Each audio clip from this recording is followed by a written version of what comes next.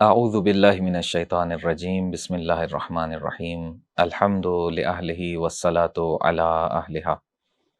مختلف سوالات پوچھے جا رہے ہیں رہبر معظم سے متعلق، خصوصاً رہبر معظم جو اتنا عرصہ دکھائی نہیں دے رہے تھے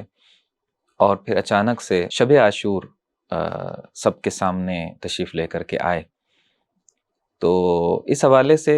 دشمن نے بہت پروپیگنڈا اس سے پہلے کیا تھا، جنگ کے دوران بھی اور جنگ کے بعد بھی۔ جیسے ہی جنگ بندی ہوئی اور جنگ میں ایک ٹھہراؤ آیا تو اس کے بعد دشمن نے بہت پروپیگنڈا کیا۔ اب وہ لفظ بھی زبان پہ نہیں آتے جس طریقے سے دشمن نے باتیں کرنے کی کوشش کی۔ مثلاً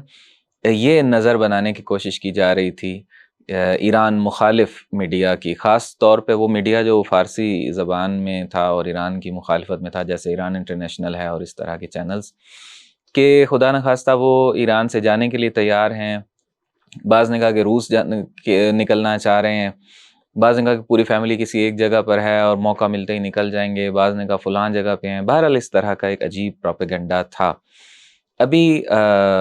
ریسنٹلی یہاں کی جو پارلیمنٹ کے سربراہ ہیں محمد باقر کالیباف، انہوں نے ایک انٹرویو کے دوران حقیقت کھولی اور بتایا کہ رہبر معظم کہاں تھے، پناہ گاہ میں تھے یا کس جگہ پہ تھے۔ اچھا، میں یہ ان کی بات کرنے سے پہلے ایک نقطہ یہاں پہ عرض کروں آپ سب کے سامنے، وہ یہ کہ ایک مرتبہ آیت اللہ ہاشمی شاہروتی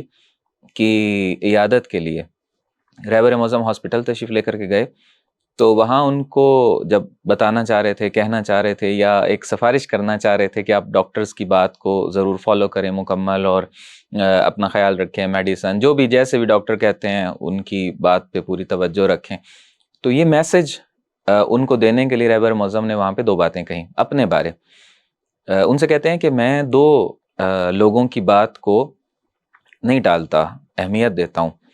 ایک جو میری میڈیکل ٹیم ہے یا جو بھی ڈاکٹرز ہیں اور جو بھی مجھے کہتے ہیں، مثلا کوئی ویکسین لگوانی ہے، کچھ بھی ہے، کورونا میں بھی ہم نے دیکھا رہبر معظم نے کووڈ کی ویکسین لگائی۔ اسی طریقے سے سیکیورٹی ٹیم، کہ جو جن پروٹوکولز کا خیال رکھنے کے لیے میری سیکیورٹی ٹیم مجھے کہتی ہے میں اس کا خیال رکھتا ہوں۔ یہاں بھی عین ہی اس جنگ کے دوران یہی ہوا ہے، رہبر معظم نے جو سیکیورٹی کے پروٹوکولز تھے ان کا مکمل خیال رکھا ہے۔ اور جو نقطہ پارلیمنٹ کے اسپیکر کالیباف صاحب نے بیان کیا، وہ کہتے ہیں کہ رہبر معظم کسی پناہ گاہ میں نہیں تھے، وہ وار روم میں تھے، وہ کمانڈ سینٹر میں تھے، اور وہاں بیٹھ کے جو مختلف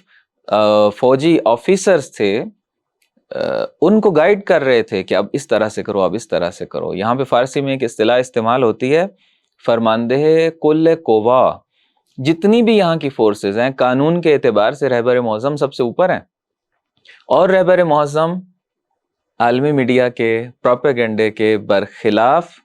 وار روم کے اندر تھے، اور نہ یہ کہ کسی پناہ گاہ میں نعوذ باللہ مثلا چھپ کے بیٹھے ہوئے تھے۔ یہ لفظ بھی زبان پہ لانے جو ہے وہ تعجب ہو رہا ہے ان سے جو دشمن بول رہا تھا، بلکہ وہ کہتے ہیں دشمن کی گھات میں بیٹھے ہوئے تھے۔ تو شب عاشورہ سب کے سامنے آئے اور یہ سارے پروپیگنڈے جو ہیں وہ بالکل ختم ہو کے رہ گیا، اب ان کے پاس کوئی بات نہیں ہے کرنے کے لیے۔